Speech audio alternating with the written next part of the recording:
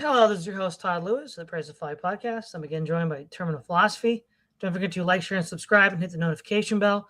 Don't forget to subscribe to my locals to keep up with updates and interact with the channel directly and to support the channel. And for those who are already supporting, thank you for your support. For continued support keeps content like this available. So in our 41st episode of the History of Warfare, we're discussing the use of field artillery in antiquity.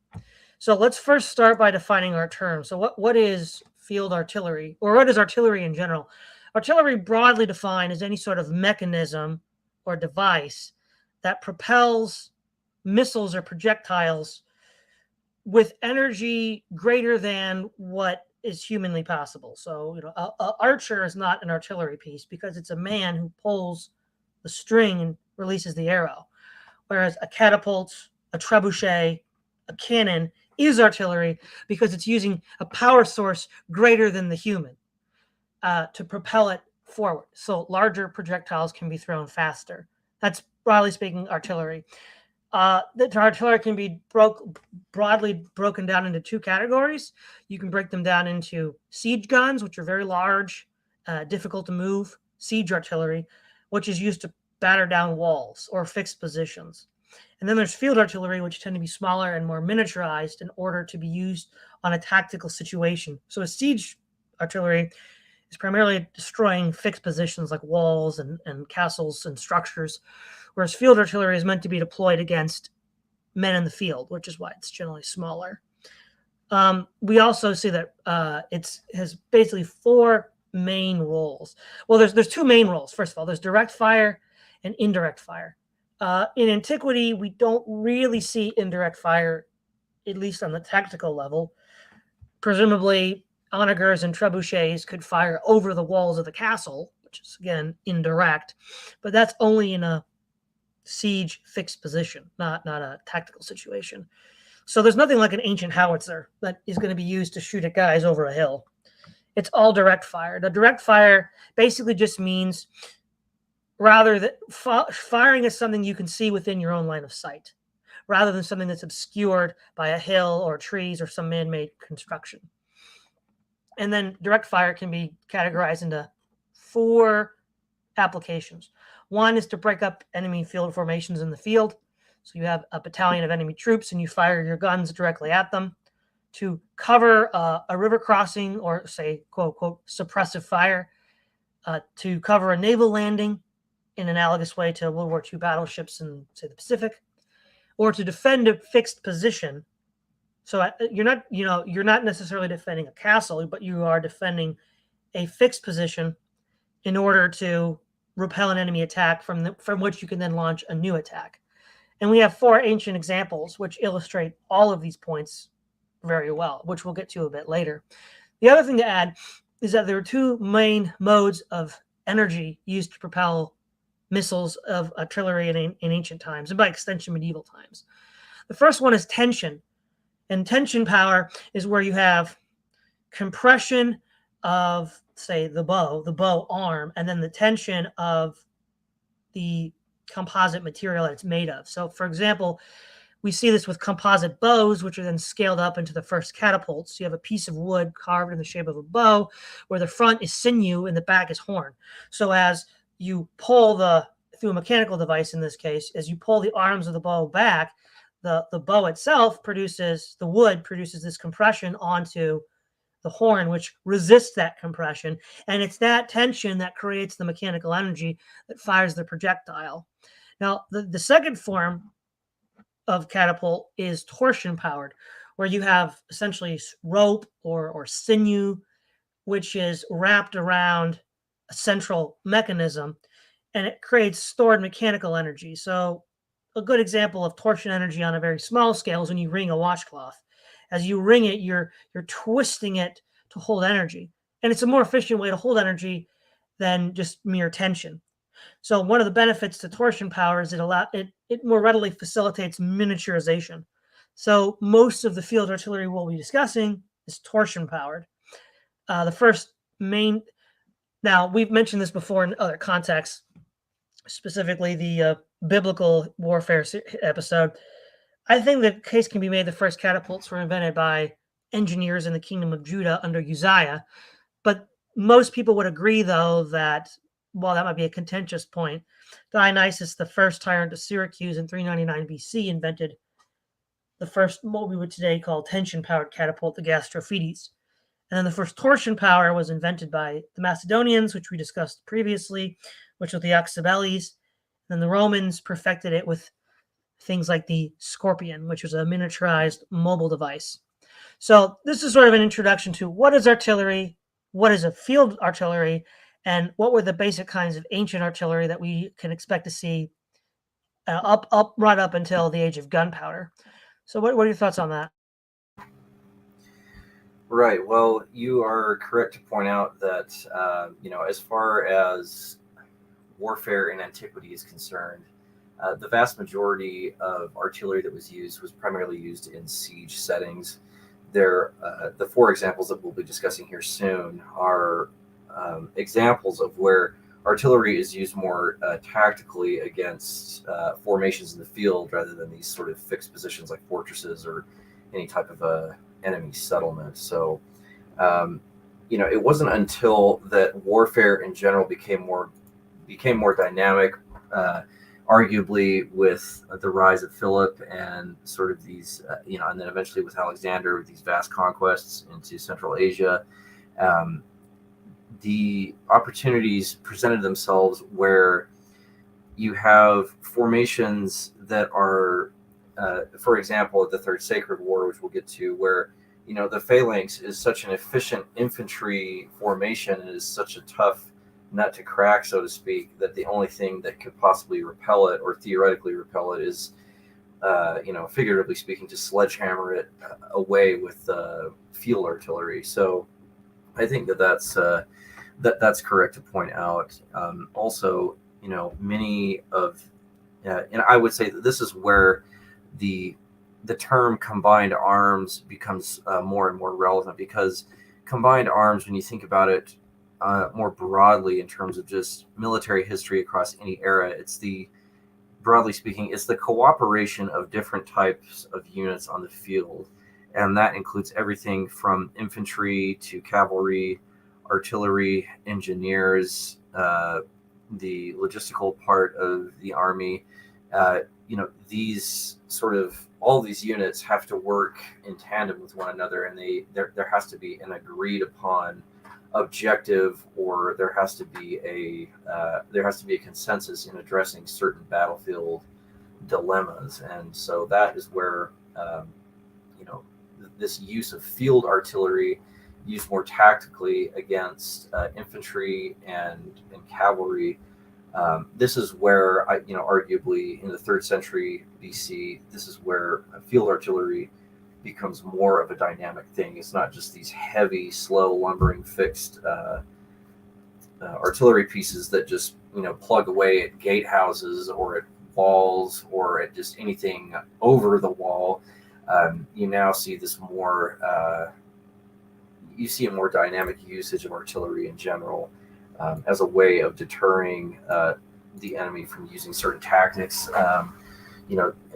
In the past, pre 3rd century BC, it could be argued broadly, and yes, of course, there are plenty of exceptions to this, but it could be argued that something like the Macedonian phalanx, as long as its flanks were protected by either light infantry or cavalry, as long as that strong center was retained, they had a good chance of winning the battle, or at least inflicting heavy casualties onto their enemy. And so now, with the introduction of more dynamic uses of artillery, do you see that many of these infantry tactics that were perfected in the Diadochi Wars, and more broadly speaking in the 3rd century BC, these infantry tactics sort of had not necessarily had to be taken back to the drawing board, but with this use of artillery, this really changed things in terms of how armies were fielded and how they proceeded in either offensive or defensive situations. Yes, exactly. So the first instance here we have, and this is reported by Diodorus Siculus and Polyaenus, the use of catapults by Onomarchus, who was a Phocian commander fighting Philip in the Third Sacred War. These are tension-powered catapults, presumably Gastrophetes, possibly Oxybelles. Now, he was still using the classic hoplite formation that we saw used against the Persians, whereas Philip was utilizing the new advanced phalangite formation. So, unlike most of Philip's adversaries, Onomarchus seems to have already realized that his position vis-a-vis the Macedonians was inferior when it came to military combat. So he created a stratagem to lure the Macedonians into a trap. Now, it was interesting when I first was reading about the phalangites way back in middle school. I was like, why don't they just use catapults to, like, crash, throw rocks in these formations and destroy them? And I had never heard of Onomarchus until recently, and I was like, oh, they did do that. So I was like, somebody had thought that up and used it very successfully against Philip's early military reforms. So basically, what he does with his ambush is he picks a boxed canyon or mountain where he has deployed on the mountain, so they can see up and over his own troops and fire down into the valley these catapults. And he has his own men, his own hoplites, facing on the lower levels of the mountain, or even the plain itself. And the sort of mountainous area sort of wraps around, so it protects his own flanks from the Macedonian cavalry, forcing Philip into a bottleneck. Philip then marches up the ground, and in a feigned retreat, Onomarchus brings him further up within range of his catapults. And the effect of the catapults was serious. I'll quote Polyaenus directly because it shows how effective it was. When Onomarchus was fighting against the Macedonians, he took up a position with a steep and craggy mountain in his rear. And on the top of the mountain, he placed in ambush a number of men who were expert in throwing stones, with a large supply of stones and a piece of jagged rock for the purpose. So, and then he describes when the attack came, the Macedonians eagerly pursued them until they came within reach of the men in ambush, who then engaged and started to attack the Macedonian phalanx with huge stones. The Macedonians were vigorously attacked by the troops in front and grievously harassed by those above. With difficulty, succeeded in making a rapid retreat. So this is the first known use of artillery in a field setting, and it's used and this is an example of the first form you use it as. So you use it to shoot directly at enemy formations coming at you, and these dense, heavy formations of phalanx, 16 deep, 16 wide, you get, they're perfect targets. And so these are firing. Catapults can also, I forgot to mention, fire either large darts to pierce through armor, or, as we'll get to a little bit later, elephants, or large rocks to use in a way to just, like a cannonball, to roll through enemy formations and just crush individuals. And yeah, Philip had to withdraw. Now, of course, he was lured into this trap. Now, these early catapults were not mobile, so presumably had Philip engaged on some other terms or not taken the bait, Onomarchus's trap wouldn't have worked, and the catapults would have been defeated. Now, keep this in mind. We also recently talked about the First Macedonian War and the use of catapults by Machanidas, the tyrant of Sparta. Now, we read that he brought them to be used against the forces of Philopoemen, but were not used effectively. And we also read that while Philopoemen had a trench to defend his position, he attacked first in order to disrupt the catapults being formed. So I think one could argue that Machanidas was utilizing what everybody knew from the campaigns of Philip in the Third Sacred War and trying to reproduce Onomarchus's success. And knowing that by setting up these artillery pieces, his own position would be grievously threatened. Even though he had a superior defensive position, it provoked Philopoemen to the attack. So I think that whole incident in the Battle of Mantinea needs to also be contextualized within the lessons learned from this engagement. Yeah, I entirely agree. And one of the reasons you touched on just barely why Onomarchus's use of field artillery was so successful was sort of this. There was an element of ruse at play here. So, field artillery on its own. And again, we're just cracking into the first historical examples of artillery not being used against some sort of static position. These are dense infantry formations like phalanxes, or dense formations of cavalry or archers, light infantry, so on and so forth. So, and of course, word would have had to have spread amongst the greater, just the greater city states among Greece, because that was just something that was just unseen until that point. So I think that your point about that being later used is, I think that's entirely possible. Now, unfortunately for Marcus, later on until the Battle of the Crocus Fields, through several tactical blunders, he was surrounded and he was taken prisoner with 3,000 of his other men, and he was either hanged or crucified. But that shouldn't diminish the accomplishment of using artillery in this sort of new and sort of dynamic way, because again, up until that point, it was just always used against in sort of a siege setting. And many armies, by the way, too, after a siege was either successful or unsuccessful, many of these siege artillery pieces were either abandoned or they're just too heavy to move. They had to be constructed there on the battlefield, relatively close to the position that was being bombarded. So, but this is example of lighter catapults being used with torsion power. That really is quite the game changer, because it'll just be used more and more throughout just general wars in the Greek mainland.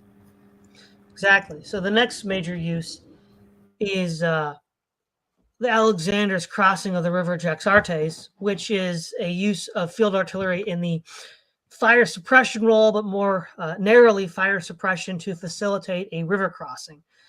Because river crossings, again, tend to be where you can amass defenders to then block the enemy attack.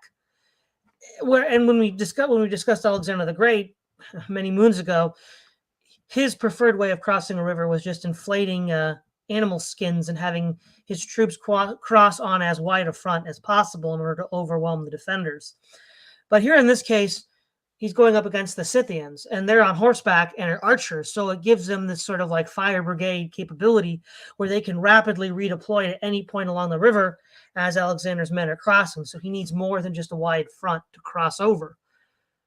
And so we see that he begins to organize a suppressive fire operation, which includes his Psyloi troops, slingers and Cretan archers, as well as his catapults, in order to cross over. And then, of course, he sends first over his missile troops over the banks of the river, along with the lighter Hypaspis and other light troops, to cross and then gain a beachhead and then repel the enemy horsemen with their own missiles and shield walls, while his cavalry and heavy troops come up in the rear. And this is essentially successful, leading to the rout of the Scythians. Now, this is recorded from the Anabasis of Alexander by Arrian, Book 4, Chapter 4, but he describes it thus. Aristander refused to explain the will of the gods contrary to the revelations made by the deity, simply because Alexander wished to hear the contrary. When the skins had been prepared for the passage and the army fully equipped, and had been posted near the river, the military engines, at the signal preconcerted, began to shoot at the Scythians riding along the river's bank. Some of them were wounded by missiles, and one was struck right through the wicker shield and breastplate and fell from his horse. The others, being alarmed at the discharge of missiles from so great a distance and at the death of their champion, retreated a little from the bank. But Alexander, seeing them thrown into confusion by the effect of his missiles, began to cross the river with trumpets sounding, himself leading the way, and the rest of the army followed after him. Having got first the archers and slingers across, he ordered them to sling and shoot at the Scythians, to prevent them approaching the phalanx of infantry stepping out of the water until all his cavalry had passed over. So what we see here is that this is one of the first times that a Western army has gone up against a nomadic horse army. We haven't had much of a chance to talk about the nomads of the steppe, but we will in the future with Attila the Hun and Genghis Khan and many others. The nomads of the steppe were generally, in my estimation, and I think the estimation of many others, the premier military force prior to the age of gunpowder, the only limiting factor being their inability to cooperate for any great length of time, meaning they would fall back into infighting and therefore negate their otherwise tactical and strategic advantages. So Alexander had to contrive a way to adapt to this new situation, and he did so with basically beating them at their own game, right? Their primary ability was with their bows to soften up enemy forces before they closed in to hand-to-hand combat. Alexander having larger weapons at his disposal. The sling, for example, has a range that greatly exceeds that of the bow. I think it's like 350 yards versus 250 yards, as well as catapults, which could exceed even that. And given the nature that here the catapult Alexander is using is firing more of a dart or arrow device, because he mentions that it, quote, pierced the armor of the champion.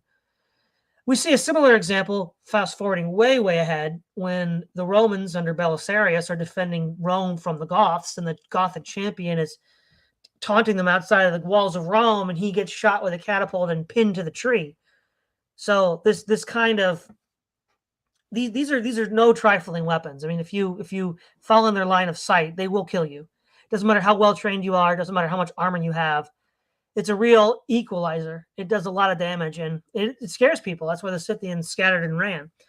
And so, what we don't see, though, again, throughout the rest of these discussions, we will not see the Western armies doing very well against nomads. And it's surprising that they didn't utilize Alexander's method, which they should have all known, since Alexander was one of the most famous military conquerors of antiquity. And it would seem that one way that you can use artillery effectively in a field role is a counter to cavalry. Now, this is also true up into the age of gunpowder, part because horsemen are larger targets. They're easier to hit than just an average infantryman. And so unless they can capitalize on their mobility to get out of the line of fire, they're going to be in a world of hurt. Right. Well, the Battle of Jaxartes is, you touched on it really well, just barely. This is it's probably the first example in history of artillery being used as sort of a, quote unquote, covering fire role, where, Alexander, I think, was right to send the entire army across the river at once, thereby giving the Scythians basically too many targets at once to address.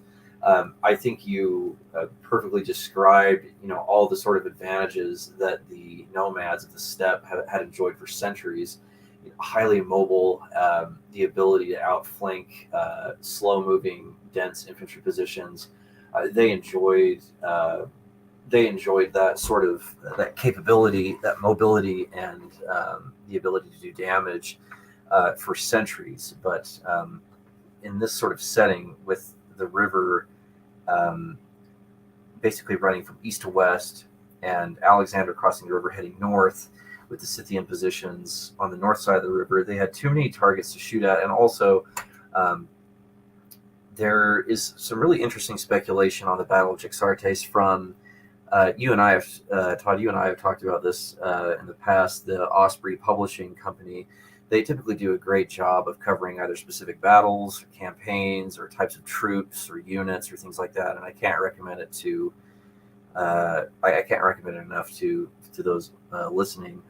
But anyways, the speculation is that with the Cretan mercenaries that were part of Alexander's army, the speculation here is that one of the reasons why the Macedonians were so successful is because there was sort of multi-layered availability of artillery for the Macedonians, meaning you have, the catapults on the southern side of the river flinging rocks at these cavalry formations that the Scythians had. But then also you have you could call it sort of like a quasi medium artillery of the Cretans. And so basically where the heavier, quote unquote, heavier artillery pieces on the south part of the river are not able to hit some of these cavalry formations, you have the Cretans sort of like filling in the gaps and having higher hit percentages, or at least that's what's speculated by some of the military historians. There's various authors on that book. I don't have it in front of me right this second, but I think that is I think that that's actually pretty good speculation because, I mean, if you think about it, fast forward way ahead, I'm just going to steal a term from you, into World War II, where you have all sorts of types of artillery units, and you have self-propelled units, you have towed artillery, you have mortars, you even have these these early versions of grenade launchers that were shot from rifles. So you have all sorts of explosive weaponry, at various calibers. I think that's what I'm trying to get at here, is that you have a wide variety of calibers that are addressing certain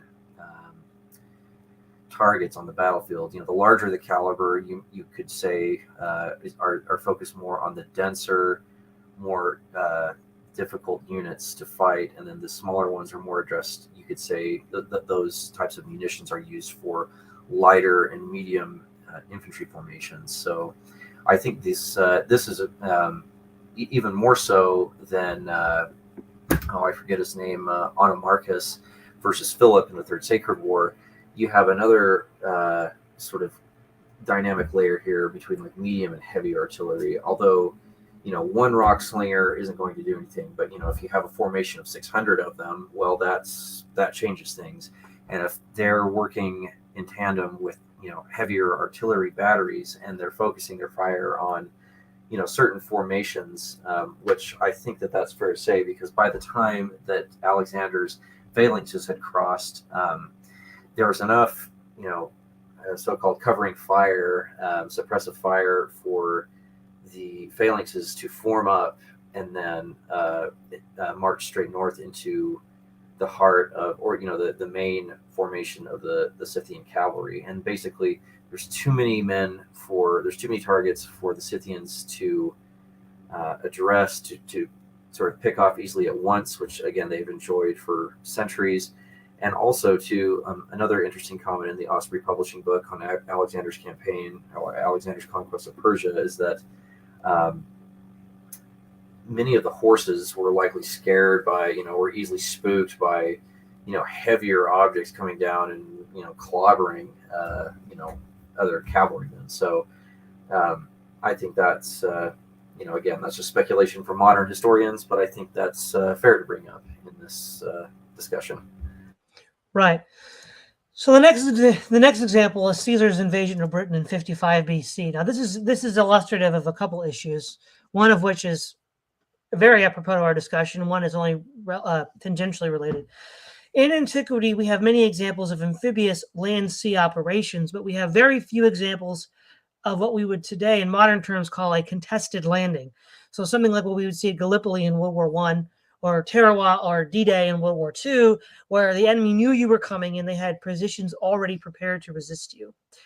Generally, in antiquity, that wasn't the case, right? So in the Middle Ages, William the Conqueror successfully lands in England because Harold is far to the north fighting the Norwegians.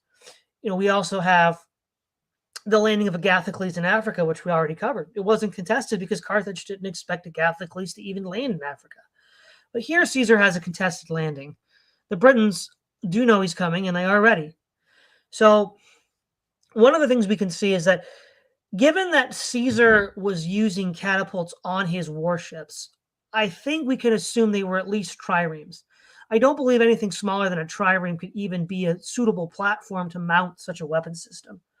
So I would assume that Caesar at least is using triremes, possibly even larger ships, though we are nearing the age of the gargantuan ship, so I don't think he's using quincremes or quadremes.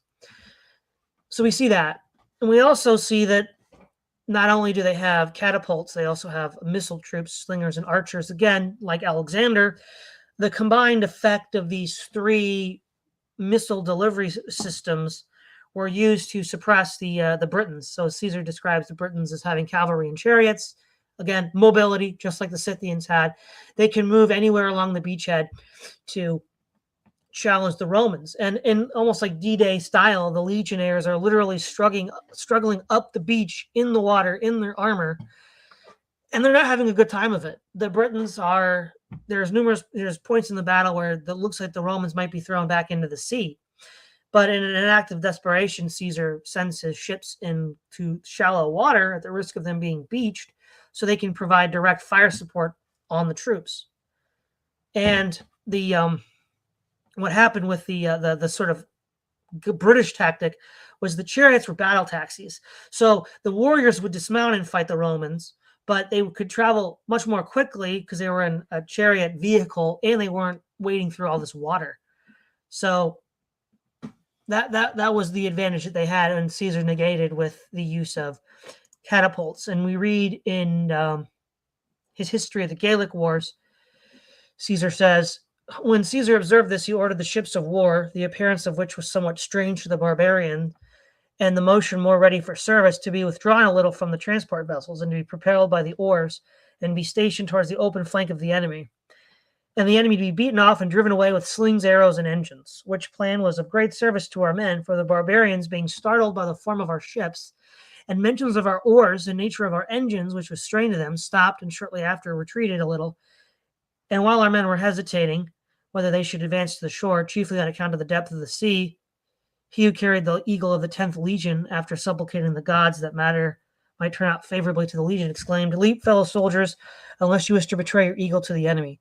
I, for my part, will perform my duty to the Commonwealth and my general." When he had said this with a loud voice, he leaped from the ship and proceeded to bear the eagle toward the enemy. Then our men, exhorting one another that so great a disgrace should not be incurred, all leapt from the ship. When those in the nearest vessel saw them, they speedily followed and approached the enemy. What I can't help but say here is this sort of reminds me of first contact between the conquistadors and the Indians. In the same way that the ships and cannons of the conquistadors threw the Indians into confusion, Caesar's ships and catapults threw the Britons into confusion. And so what we basically see is a prototype in a very small scale way of what we would see in World War II with these large naval operations supported by naval gunfire. Right. Well, yeah, your summary was dead on.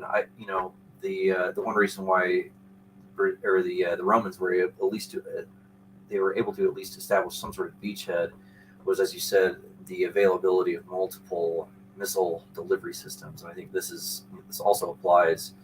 We just spoke about this with Alexander at the river crossing at Jaxartes. Here again is another example where I think this also underscores that, artillery and missile delivery systems, if you want to call it colloquially that, in antiquity are, quite inaccurate.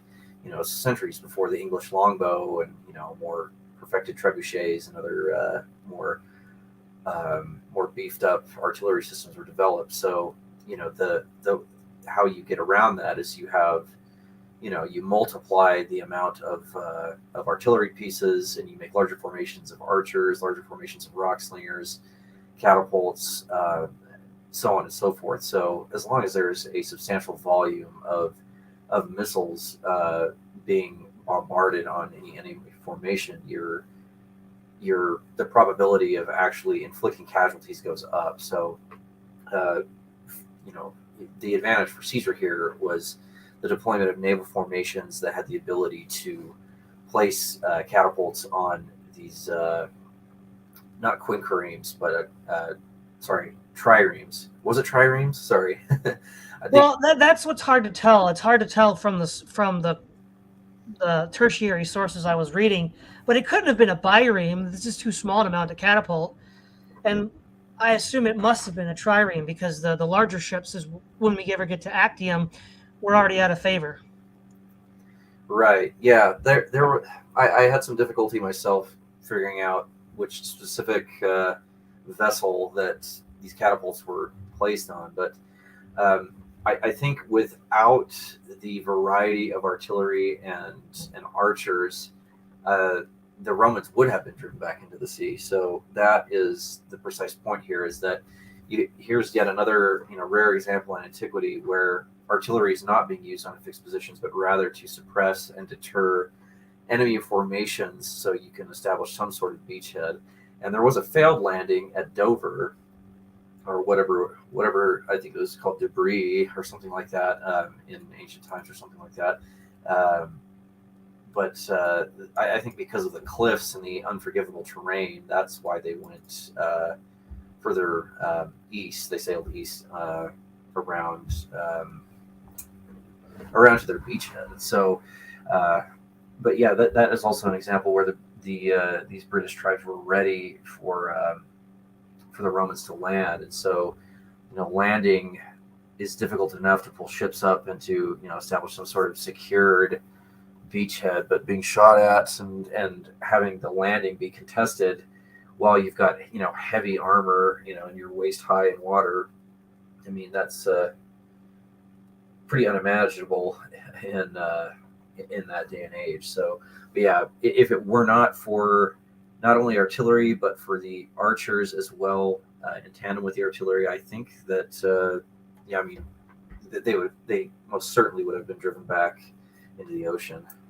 Exactly, and this we'll see in the next example shortly, the effect of artillery. So one of the things that needs to be kept in mind is with any form of artillery, whether it's powered by the mechanical tension or torsion or chemical like modern day gunpowder, the closer you get to the gun or the artillery piece, the more accurate it's going to be, right? So it can do more damage because there's less variance of the projectile going up or down or right or left.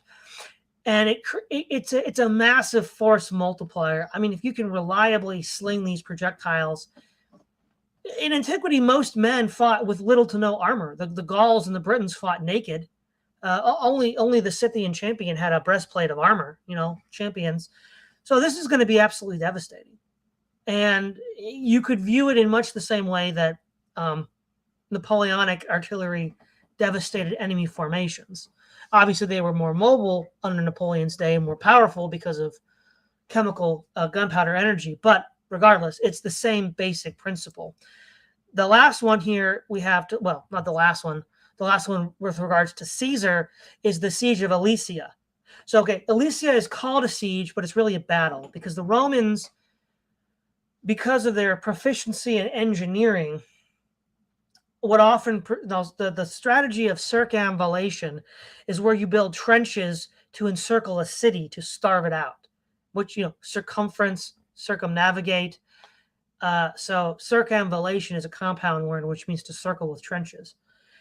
Now the Romans had the habit of doing that to enemy field armies, which was an incredibly unique skill because obviously a city's not going to move, but a field army will.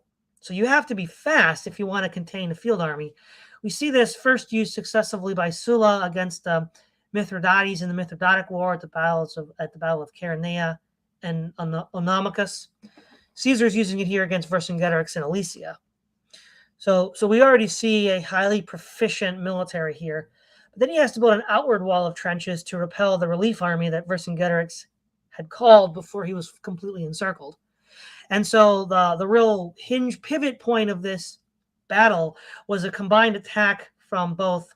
So imagine a donut where the center of the donut is where Vercingetorix is. The donut itself is the Roman position with walls facing inward and outward, with trenches, caltrops, sharpened tree stakes, wooden towers. I mean, it's a veritable fortress.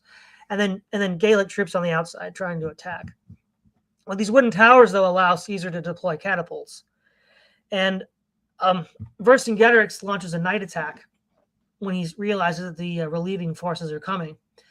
And the Gauls have developed a relatively sophisticated level of siege warfare. They use fascines, bundles of sticks that they dump into trenches to then cross the trenches the Romans have dug. They use scaling ladders, poles, and grappling irons to traverse the ditches and palisade that Caesar built. They also advance behind wicker shields like a pavis to block Roman missiles. Now, this would stop maybe a javelin or an arrow, but not a catapult. And so basically at point blank range, Caesar's catapults and missile troops are firing into the Gauls as the legions are engaging them in hand-to-hand combat. And they are driven back. And again, this just shows you how powerful directed fire is, especially against an enemy without armor. The Gauls were not using armor. And with something as large as a catapult, as we saw with the Scythian champion, armor doesn't really avail much either. So it's just such a ridiculously overpowered weapon that if you can deploy it, there's things you can do that you couldn't otherwise do. So Caesar's on account of this is the Gauls, after an interval of a day, and after making during that time an immense number of hurdles, scaling ladders, and iron hooks, silently went forth from the camp at midnight and approached the fortification in the plain, raising a shout suddenly that by his invitation those who were besieged in the town might learn their arrival. They began to cast down hurdles and dislodge our men from the ramparts by slings, arrows, and stones, and expected the other movements which were requisite in storming. At the same time, Vercingetorix, having heard the shout, gave the signal to his troops by a trumpet and leads them forth from the town. Our troops, as each man posted had been assigned to him some days before, manned the fortifications. They intimidated the Gauls by slings, large stones, and stakes which they had placed along the works, and bullets. That's a strange translation to use here, obviously, because Romans weren't using bullets. I think bullet is a technical term for a sling stone. So, or a catapult rock being fired. All view being prevented by the darkness, many wounds are received on both sides. Several missiles are thrown from the engines. But Marcus Antonius and Caius Trebonius, the lieutenants to whom the defense of these parts had been allotted, drafted troops from the redoubts, which were more remote, and sent them to aid our troops in whichever direction they understood they were hard pressed. So again, Caesar's saved from a tight spot by the use of overwhelming firepower from his catapults. Yeah, well, the Battle of Alesia is without a doubt Julius Caesar's magnum opus in his conquest of Gaul, and I believe that, if I have my history correct, that was the final battle in terms of the broader Roman conquest of Gaul. But yeah, you're absolutely right. It's insane to think that, on one level you have a certain amount of men that are, just besieging a fixed static position. It's a whole other level of insanity to then create a second outer wall facing outwards to prevent a relieving force to come in and relieve the settlement. And so, the Romans, they lost something like 10 to 12,000 men, and that's both killed and wounded. But again, the artillery and the variety of both archers and artillery here and catapults was what was really Caesar's saving grace here. And it was also due to just fast acting legions digging these system of trenches around the fortifications. Without that diligence and speed, who knows what would have happened. But again, I think this is another rare example of heavy artillery basically being the deciding factor in the battle. And there's nothing that the Gauls or Vercingetorix could have done to thwart that other than to answer it with their own artillery. But the Gauls, similar to the Scythians and these various nomadic peoples, and they were behind the Romans in terms of battlefield innovations, tactics, and also the ability to be out on campaign for these many long months, in centuries before.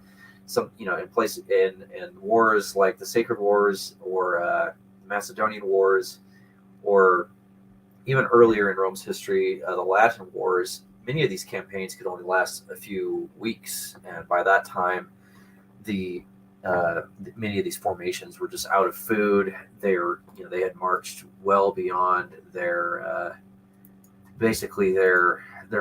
realistic military. I'm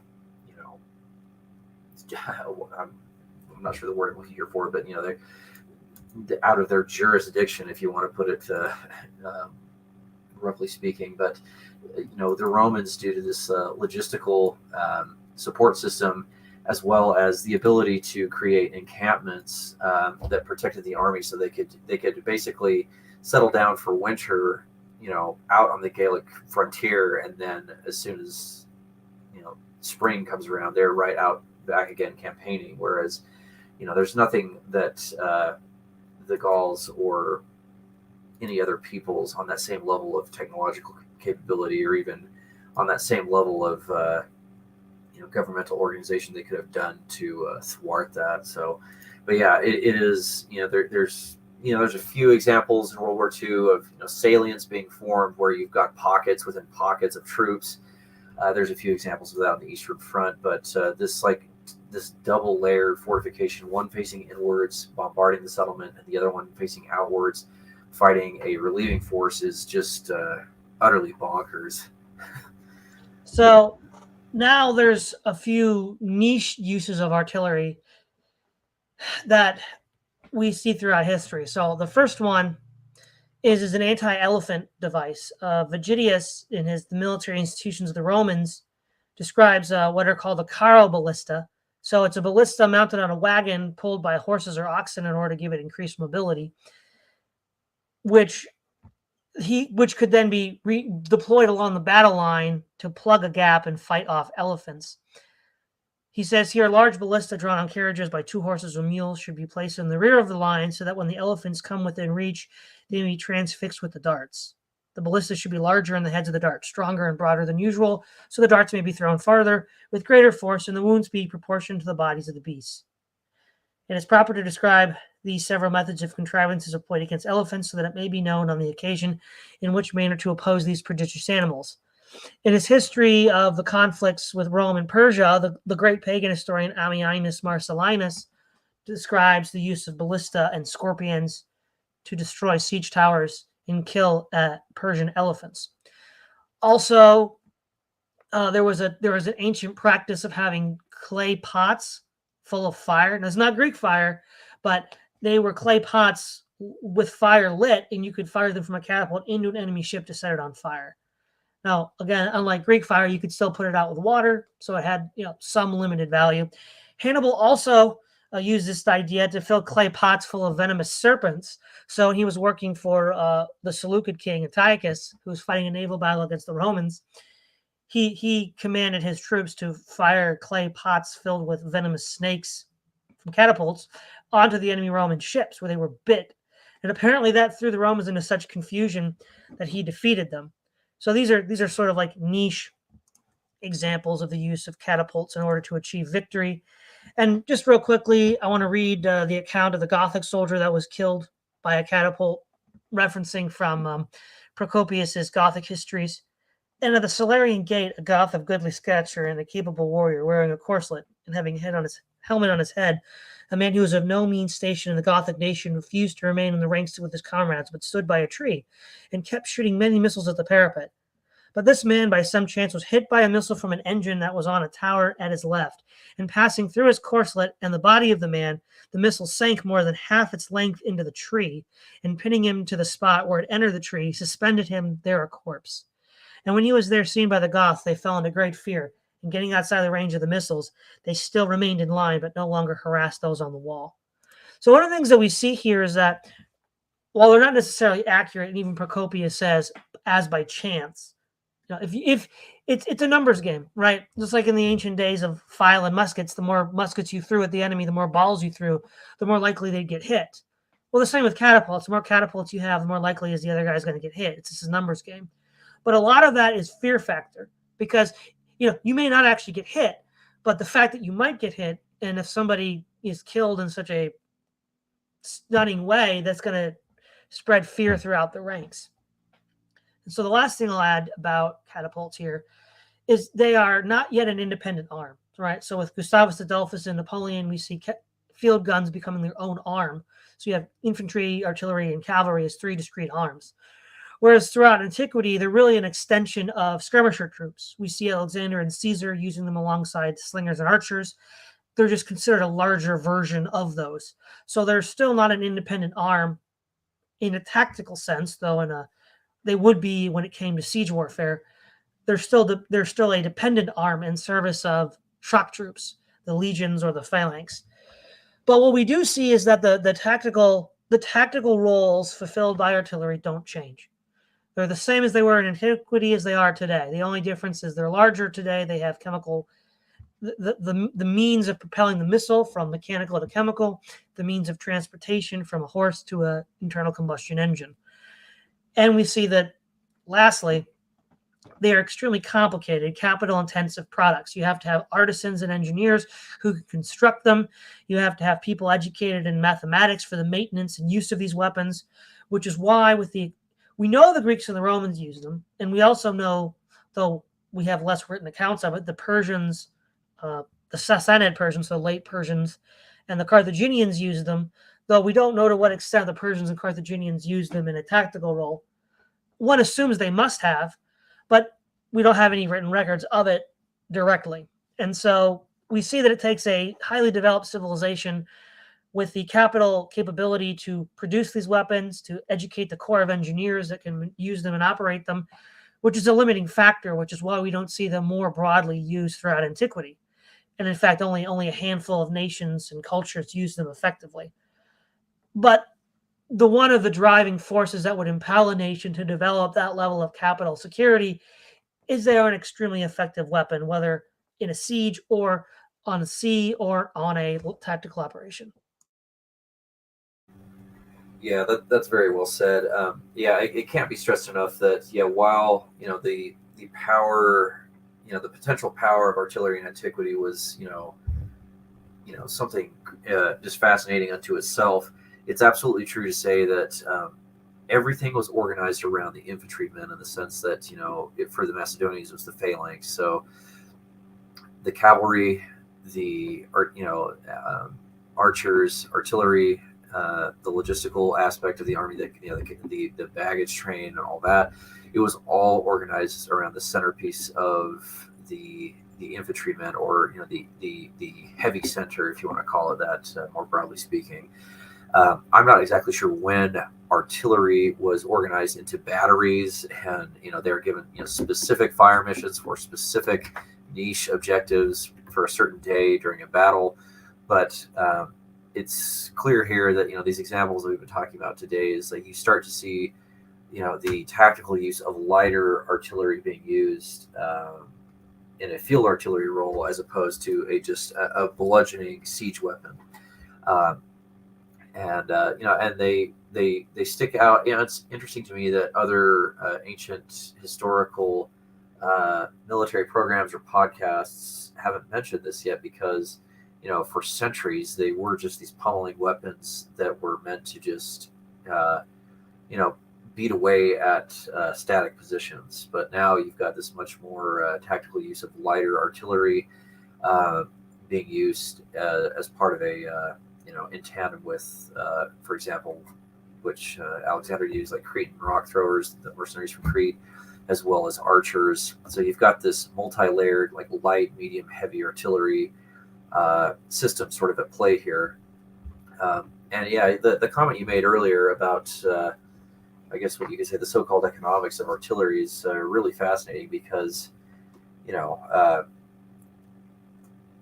to have a dedicated, a portion of your army to have artillery pieces, I mean, first you need, you need like fixed settlements, and you need, organized social and governmental systems. And from there, I forget the name of Philip's main engineer from Thessaly, but I mean, without him and the men under him, who knows what successes or failures that Philip would have had before he handed things off to he was assassinated, of course, I'm speaking figuratively here, but before he handed things off to his son Alexander, who knows what would have happened. But yeah, I mean, there's all sorts of, the criteria to have artillery in antiquity is an incredibly tall order, and the Gaelic tribes, the Scythians, the nomads of the steppe, and basically to the Romans, of the unknown world. I mean, there was no way they were up to the task, simply because the Romans and the Greeks and the various city-states of the Mediterranean. I mean, they were just forced into situations that force those levels of innovation in order to win battles. But in other places like the Gaelic frontier or the eastern steppes, they were never thrust into these desperate situations where they're going to be conquered for all time and eternity if they don't change up something or bust out a new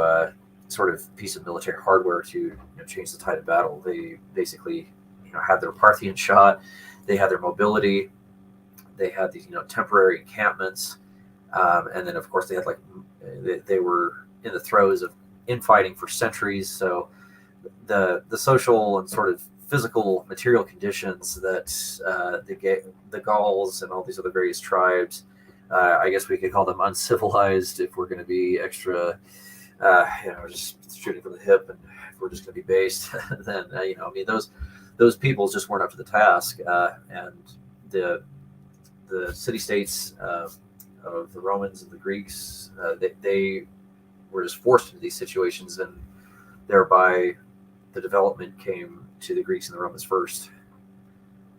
Yeah. Well, that's all we have for today. Thanks again, Terminal Philosophy. It's always a pleasure. Yeah, thanks for having me, man. This was a good episode. This is Todd Lewis of the President Folly Podcast signing off.